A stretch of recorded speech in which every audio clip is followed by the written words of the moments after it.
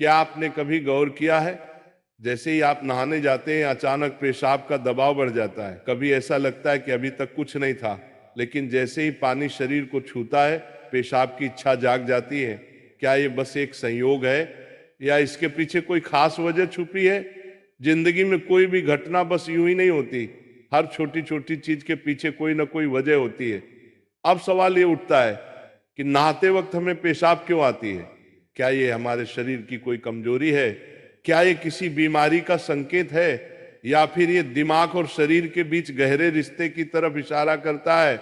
बस सोचो, अगर ये सिर्फ शरीर का एक सामान्य काम होता तो हर कोई इसे इतना गहराई से क्यों महसूस करता?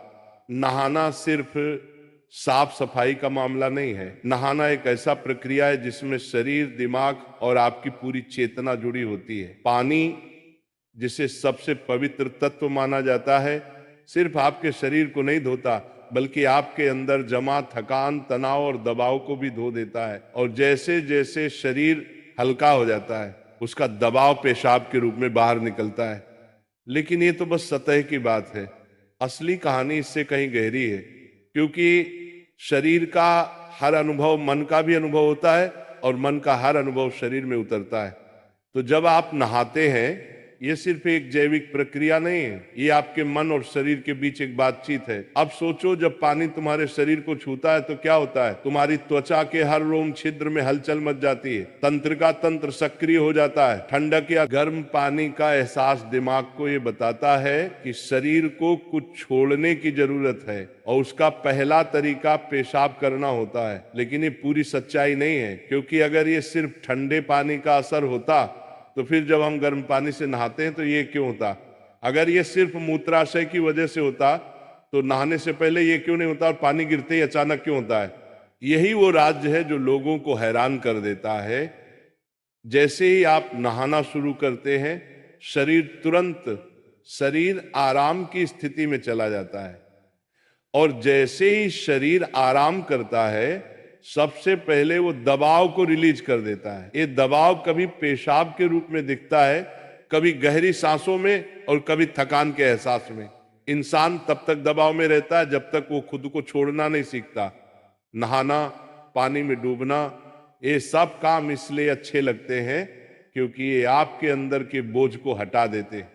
बस याद करो कि कभी गर्मी में जब तुम ठंडे पानी से नहाने बैठते हो तो पहला छींटा ही पूरा शरीर एक झटका महसूस करता है।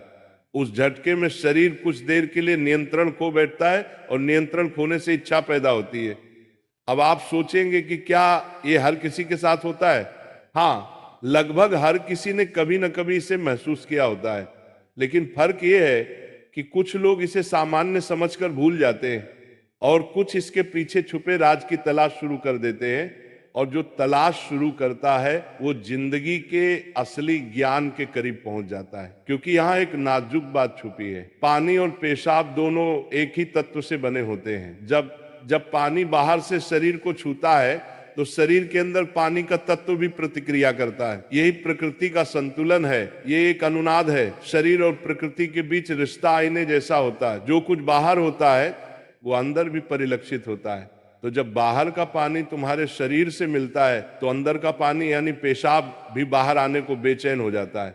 लेकिन अब सवाल उठता है, क्या ये सिर्फ पानी और मूत्राशय की बात है या इसके पीछे कुछ और भी है? क्या ये किसी कमजोरी का संकेत है? क्या ये किसी बीमारी का शुरुआती लक्षण है, या बस मन और शरीर के बीच की एक बातचीत है? यहीं से हमारी यात्रा शुरू होती है, शरीर के विज्ञान से लेकर आध्यात्मिक दृष्टि तक। क्योंकि अगर हम इसे बिना समझे सामान्य कहकर नजरअंदाज कर देंगे तो हम जीवन के एक बहुत बड़े संकेत को खो देंगे। तो चलिए अब इस रहस्य को और गहराई से समझते हैं।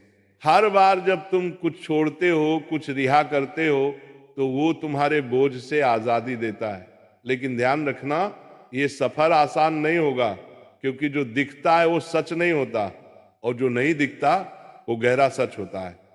लेकिन सवाल यह है कि ऐसा क्यों होता है कि कुछ लोग इसे ज्यादा महसूस करते हैं और कुछ कम?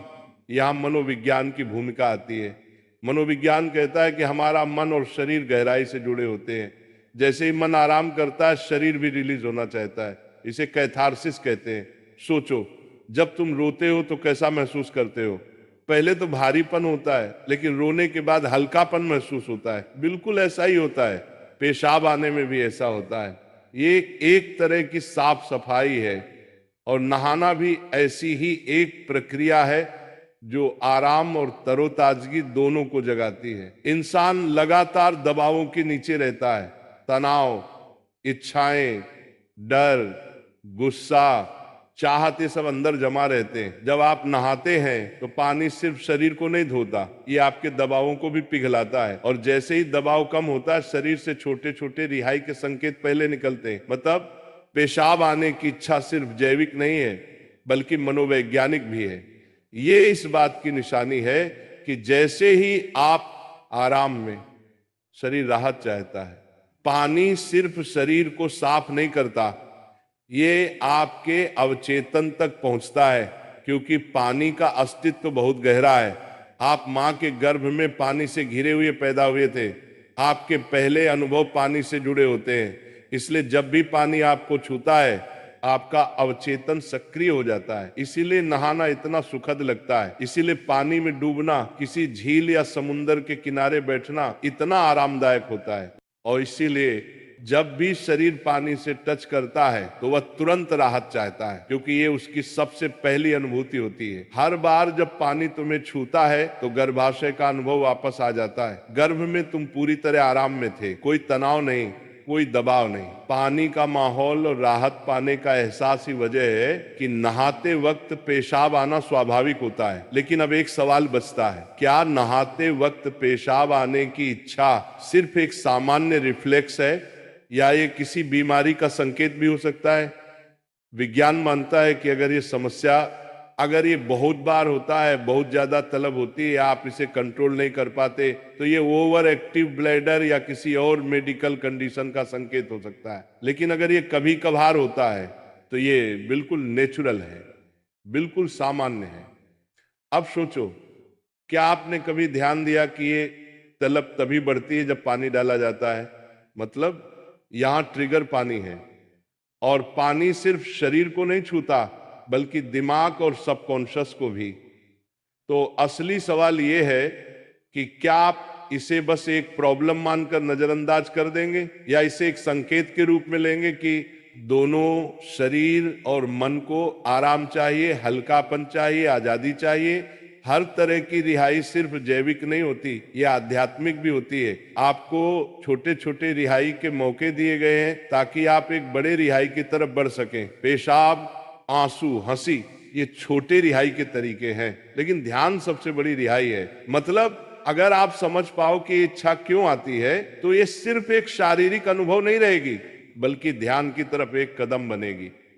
चलो अब नाम जप करते हैं राधा रानी का, तो मेरे साथ बोलेंगे, राधे राधे, जय राधा रानी की जय, राधा रानी की जय, राधा रानी की।